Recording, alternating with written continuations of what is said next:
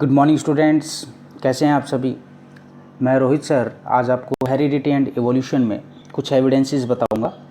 कल हमने एनाटॉमिकली और मॉर्फोलॉजिकली एविडेंस पढ़े थे, जिसमें होमोलोगस और एनालोगस ऑर्गन के बारे में मैंने आपको बताया था, साथ में वेस्टिजियल ऑर्गन और कनेक्टिंग लिंक्स। लेकिन आज के इस वीडियो के अंदर मैं आपको एम्ब्रियोलॉजिकल एविडेंसेस और साथ में जो सेकेंड है हमारा यहाँ पर जो लास्ट टॉपिक रहेगा हमारा, वो रहेगा पैलेंटोलॉजिकल एविडेंसेस का। तो चलिए शुरुआत करते हैं एम्ब्रियोलॉजिकल एविडेंसेस से। एम्ब्रियोलॉजिकल एविडेंसेस की बात करें तो उसमें एम्ब्रियोलॉजी वर्ड के बारे में आप सभी को मालूम होना चाहिए कि what do you think about the embryology. It refers to the study of development to the study of development of an embryo of organism from fertilized egg to young one। मतलब क्या है कि हम यहाँ पर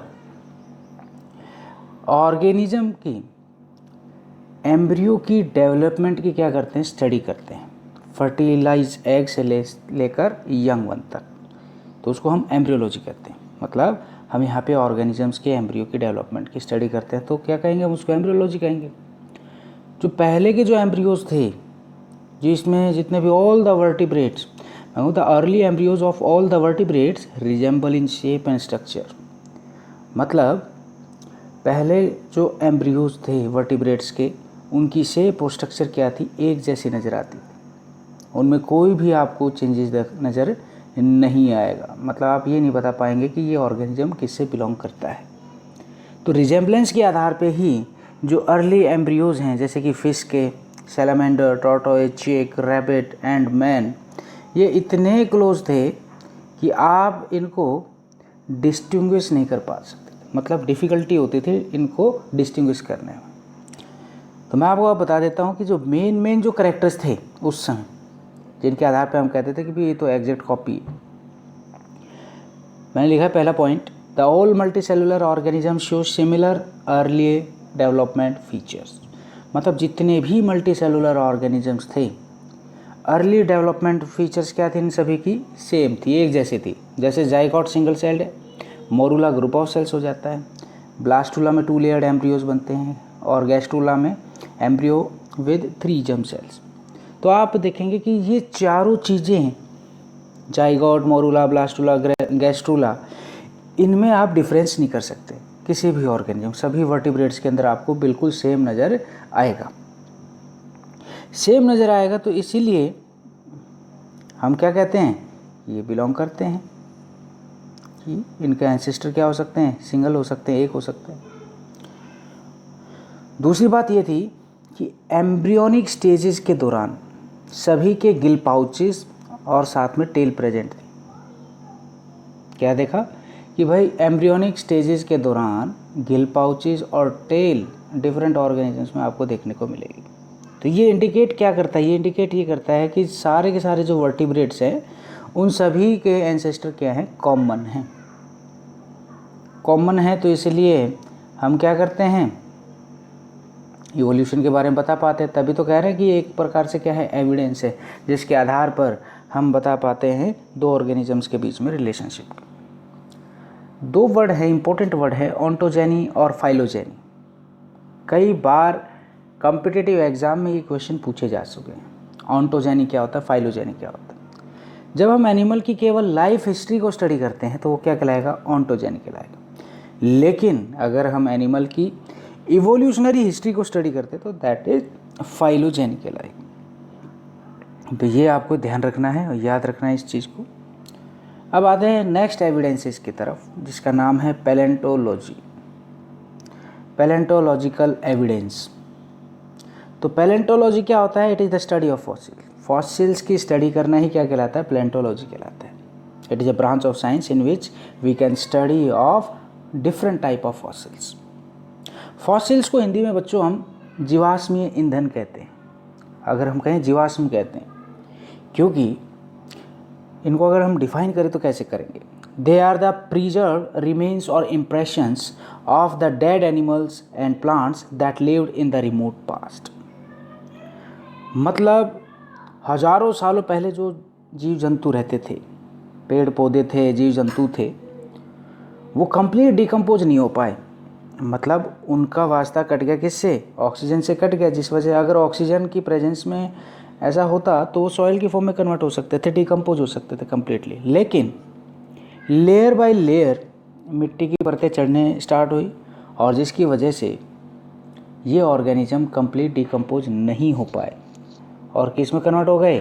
फॉसिल्स में, जो आज के समय हम क्या कहते हैं? प्रिजर्व्ड रिमेन्स या फिर इम्प्रेशंस क्या है हमें प्रीवियस ऑर्गेनिजम्स के दिखाई देते हैं। Fossils are preserved traces of living organisms. जैसे एक एग्जांपल लेते हैं, उसके आधार पे हम आपको बताएंगे। जैसे हमने फॉसिल ले लिया आर्कियोप्टेरिक्स। आर्कियोप्टेरिक्स के अंदर फीचर्स देखे गए रेप्टाइल्स के भी और बर्ड्स के भी। तो इसलिए सजेस्ट क्या किया जाता है? सजेस्ट ये किया जाता है कि that birds have evolve from reptile, कि भाई बर्ड्स रेप्टाइल से बने। इसका मतलब क्या हुआ? Archaeopteryx is a common ancestor to the reptiles as well as birds, कह सकते हैं हम। तो एग्जाम्पल अब मैं आपको बताऊंगा डिफरेंट टाइप के फॉसिल्स के। There are so many examples of the fossils which are really very important for your exams. Ammonite, Trilobite, Cnidaria, Rajasaurus, ये 4 मैंने यहाँ पर एग्जाम्पल्स बताए हैं आपको फॉसिल्स के। इसके अलावा भी बहुत सारे होते हैं। तो सबसे पहले जो एमोनाइट है, ये फॉसिल इनवर्टिब्रेट का फॉसिल था ये, जिसमें केवल मोलस्का। आज के समय मोलस्का का साइज़ बहुत छोटा है, लेकिन पहले के ज़माने में जब मोलस्का के जब साइज़ की बात करते थे तो बहुत बड़े थे, एक मटके के बराबर इतना बड़ा मोलस्का। ट्रिलोबाइट फॉसिल इनवर्टिब्रेट की बात करते थे, इसमें केवल आर्थ्रोपोडा पड़े जाते। क्निक्थिया ये फिश की फॉसिल को कहा जाता है। और वहीं दूसरी तरफ अगर हम देखें राजासोरस, ये क्या है? डायनासोर के स्कल, डायनासोर का जो स्कल है उसका जो फॉसिल है उसको राजासोरस के नाम से जाना जाता है। तो ये कुछ फॉसिल्स थे एग्जाम्पल जो आपको याद रखने हैं। अब आती है बात, बहुत सारे स्टूडेंट्स पूछते हैं कि सर फॉसिल्स तो चलो हमें मिल गए, अब क्या फ़ायदा है इनका? बेटा एक तो ये इवोल्यूशनरी रिलेशनशिप बताने में हेल्प करते हैं कि भाई आज के समय कौन से ऑर्गेनिज्म में इस प्रकार की चीज़ें देखी जा सकती हैं। दूसरा, हम फॉसिल्स की उम्र भी बता सकते हैं, age of the fossils. Age of the fossils को बताने के लिए क्या है? सबसे पहला है, मैंने लिखा हुआ है deeper the fossil older it is. मतलब अगर हम गहराई की बात करें, अर्थ क्रस्ट से नीचे जितनी गहराई में जाएंगे तो इसका मतलब उतना ही वो क्या है? पुराना फॉसिल है।